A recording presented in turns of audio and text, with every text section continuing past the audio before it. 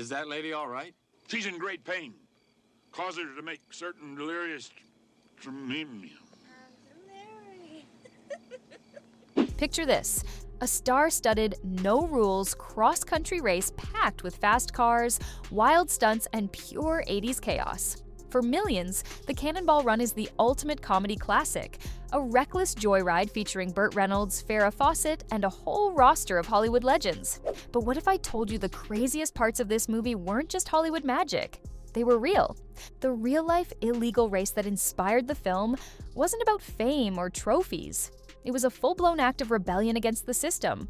That iconic ambulance tearing through the highways, it was a real race vehicle that broke down just 50 miles from victory and later starred in the film itself. Oh, the priest is black.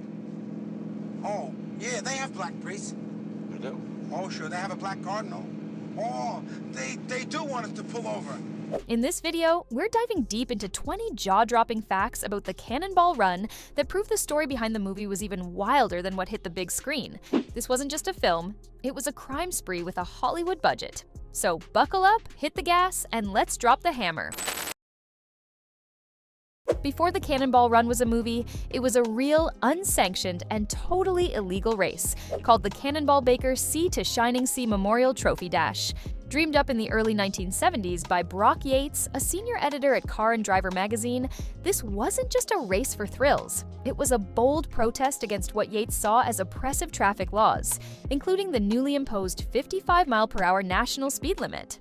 Frustrated by government overreach on America's highways, Yates organized a race from New York City to Redondo Beach, California, nearly 3,000 miles, with one rule: get there as fast as possible, no matter how many laws you break.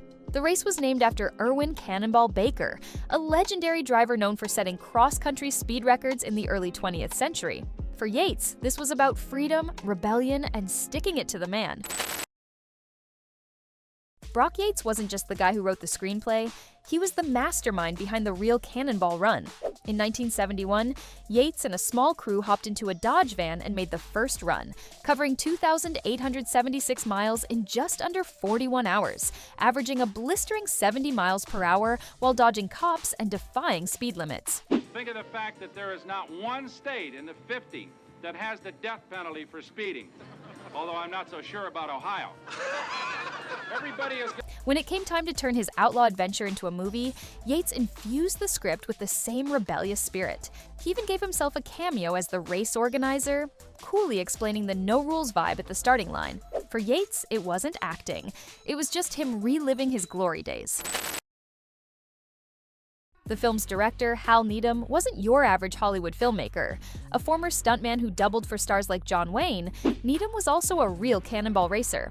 In 1979, he teamed up with Yates for the final official Cannonball Run, driving the now iconic ambulance. Needham brought his stuntman instincts to the set, ensuring the film's action felt raw and authentic. He even slipped into an uncredited cameo as an EMT working on the same ambulance he'd driven in the race. His real-world experience gave the movie a gritty edge that no studio director could replicate.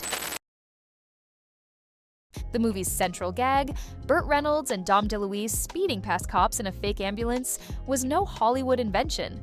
It was a real tactic from the 1979 race. Yates and Needham disguised their Dodge van as an ambulance, complete with flashing lights and a big block V8 engine for maximum speed. The idea was simple: cops are less likely to pull over an emergency vehicle. With a massive fuel tank to minimize pit stops, they blazed across the country, but their dream was crushed when the transmission failed just 50 miles from the finish line. That very ambulance, broken parts and all, was later used in the movie, making it a star in its own right. The ambulance wasn't the only real-world trick that inspired the film. Dean Martin and Sammy Davis Jr.'s characters, disguised as Catholic priests to dodge tickets, were based on a real cannonball team that used the same ploy. The logic? Cops would think twice before pulling over a car full of clergy. Another team reportedly dressed as nuns for the same reason. These outrageous, road-tested tactics gave the movie its chaotic, anything-goes vibe, blending fact and fiction into a comedy that felt like it could actually happen. By 1981, Burt Reynolds was the king of Hollywood, fresh off hits like Smokey and the Bandit. To secure him as the lead, the studio shelled out a jaw-dropping $5 million, an almost unheard of sum for a single film at the time. Hi, how's it going? Perfect. We'd like 2 singles. J.J. McClure, Victor Princey. I'll be in the bar. Always like a couple of drinks right after surgery. Adjusted for inflation, that's over $15 million today. Even crazier, Reynolds shot his scenes in just 3 weeks, essentially earning a fortune for a road trip with his pals. His star power and effortless charm carried the film, proving the studio's gamble paid off in spades. The Cannonball Run marked a pivotal moment for a young martial artist named Jackie Chan, who played a tech-savvy Japanese racer in a souped-up Subaru. It was only his second Hollywood role, but Chan was frustrated behind the scenes. He was Chinese, not Japanese, and felt the role leaned into stereotypes. Still, his charisma and action comedy style shone through, winning over American audiences.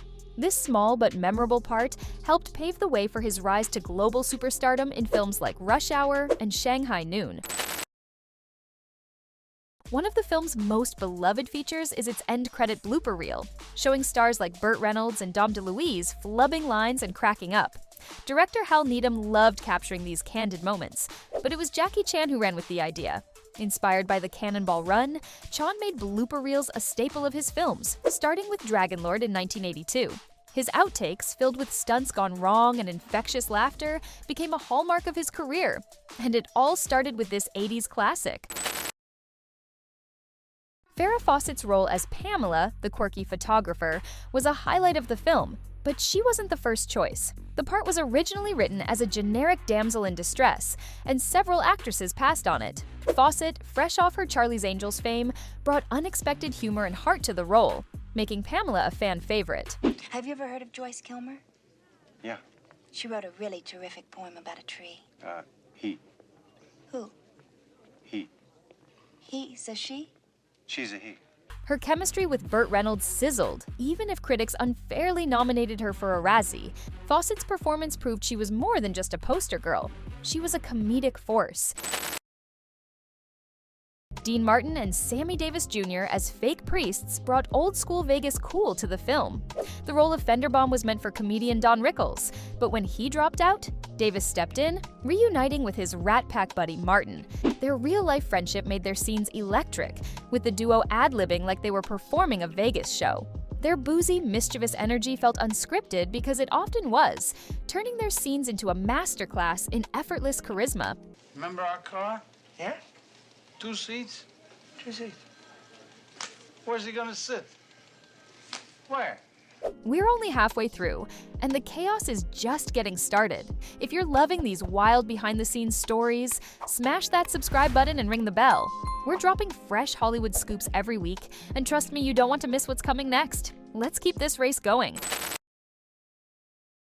With a cast of comedy giants like Dom DeLuise, Dean Martin, and Sammy Davis Jr., the script was more of a loose guideline. Director Hal Needham encouraged improvisation, letting the actors' personalities shine.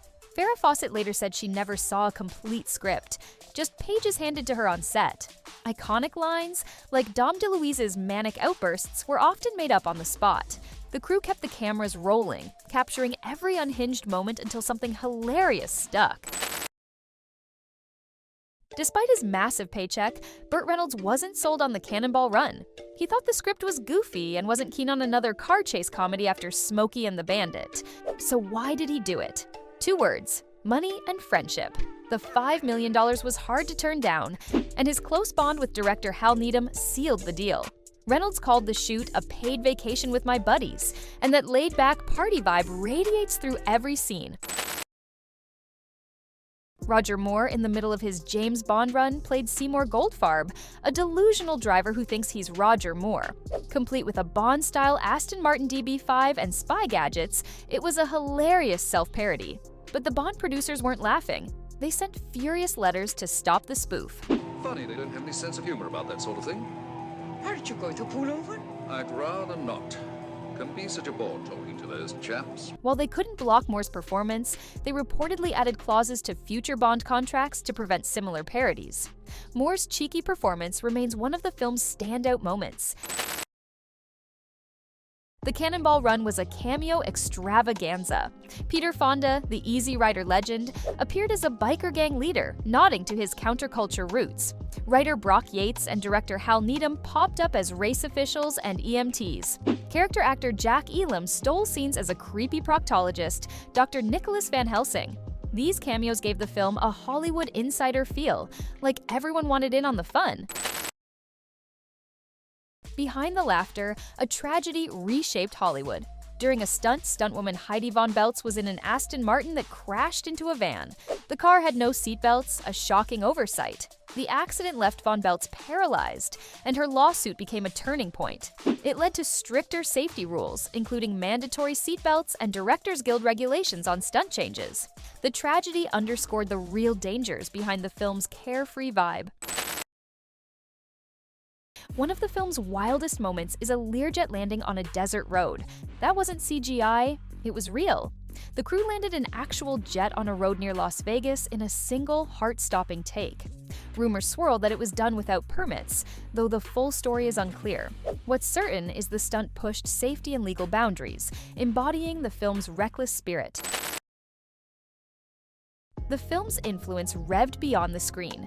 In 1986, game designer Yu Suzuki drew inspiration from the Cannonball Run for the arcade classic Outrun. The game captured the movie's sense of freedom: an open road, a cool car, and a passenger by your side. Outrun became a genre-defining racing game, proving the film's impact on pop culture was bigger than anyone expected. Critics tore the Cannonball Run apart. Roger Ebert called it an abdication of artistic responsibility, giving it a measly half star. It holds a low 30s score on Rotten Tomatoes. But fans didn't care. The movie was a box office juggernaut, ranking as the 6th highest grossing film of 1981. Quiet, Victor! You're gonna blow our cover! JJ, this is not a 9-to-5 job. I wish him were here. Audiences flocked to see their favorite stars having a blast, proving fun sometimes trumps finesse.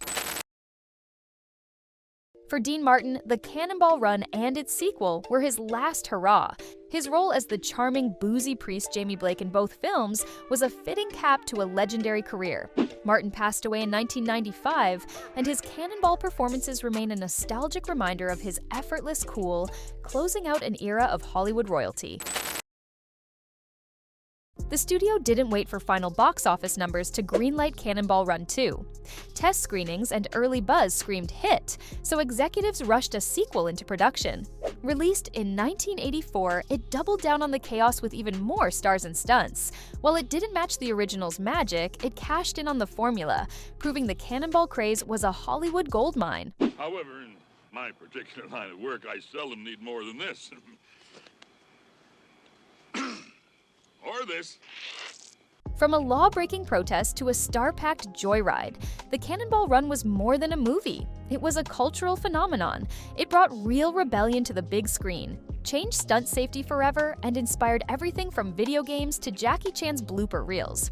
Critics may have scoffed, but fans embraced the high-octane fun, cementing its place in 80s history. Which fact blew your mind the most? And what other classics would you like us to cover? Drop your suggestions in the comments. This is Studio Scoop, your source for the juiciest behind-the-scenes tales. Hit subscribe, ring the bell, and join us next week for more Hollywood chaos. Until then, keep the pedal to the metal.